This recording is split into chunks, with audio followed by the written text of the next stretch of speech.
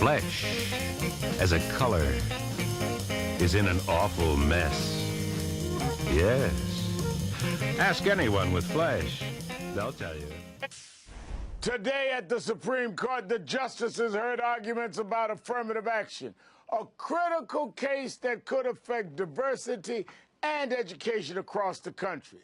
But it was Associate Justice Antonin Scalia who said something that really shocked a lot of people. He said, quote, "We've held that the 14th Amendment protects all races." I mean, that was the argument in the early years, that it protected only the blacks. But I thought we rejected that.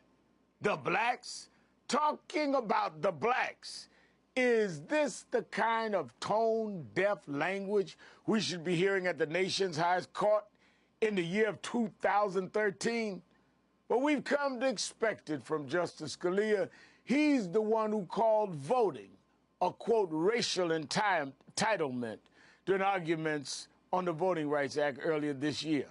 We'll keep watching him and this important case and the courts as the courts term. Flesh, as a color, is about as close to a problem as a color can get.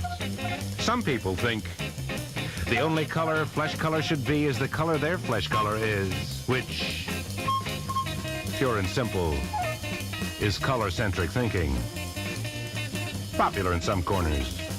But you and I know, though, that the proper color for flesh to be is the proper color it is, varying from complexion to complexion.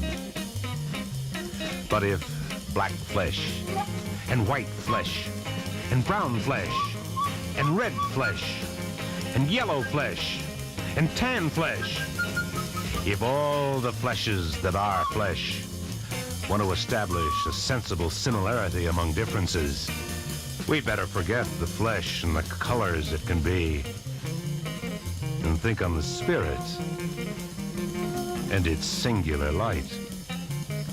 Otherwise, flesh as a color could be black and blue, or even a bloody hue. Unaccountable. All right. I'm not a liar and I'm not crazy. It was 1987. Tawana Brawley was a 15-year-old who claimed she was raped by 6 white men in law enforcement, and Al Sharpton took up her cause. But there was no forensic evidence of any sexual attack, and there was evidence Tawana made up the whole story.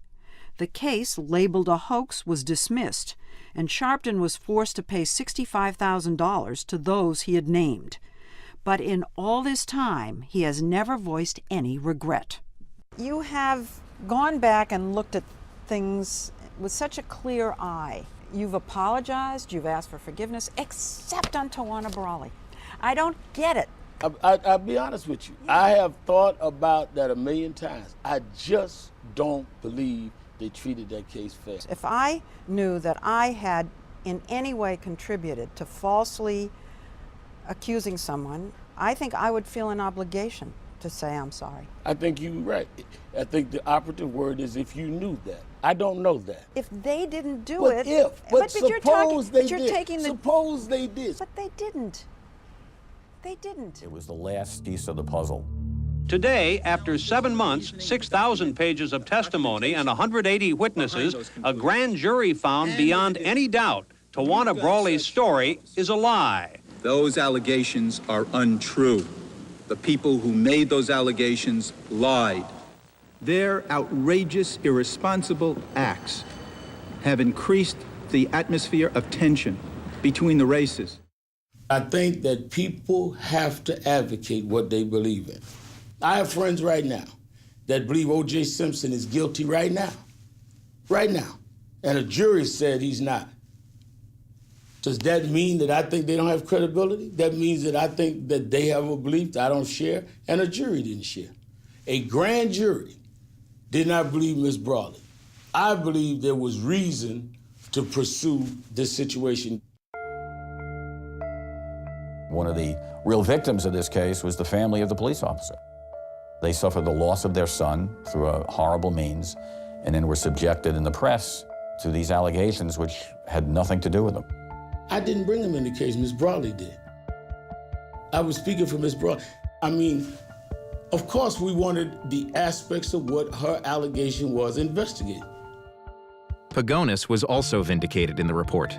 We accounted for virtually every moment of his time over the 4-day period and concluded he had absolutely nothing to do with it. There's absolutely no way that this served any good social purpose. If you concoct a rape, then you undermine the credibility of women who are raped. If you concoct a rape and turn it into a race crime, then you undermine true victims of race crimes. About 6 months after the hoax was unmasked, Brawley's former boyfriend told Newsday that Tawana had invented the scheme, apparently to avoid a beating by her mother's boyfriend after running away from home. But Brawley, who now works as a nurse under another name in Virginia, has steadfastly refused to explain herself publicly. I'm not a liar and I'm not crazy. What did I lie about? Lie about what? Grand jury to me didn't really exist. That was all a farce.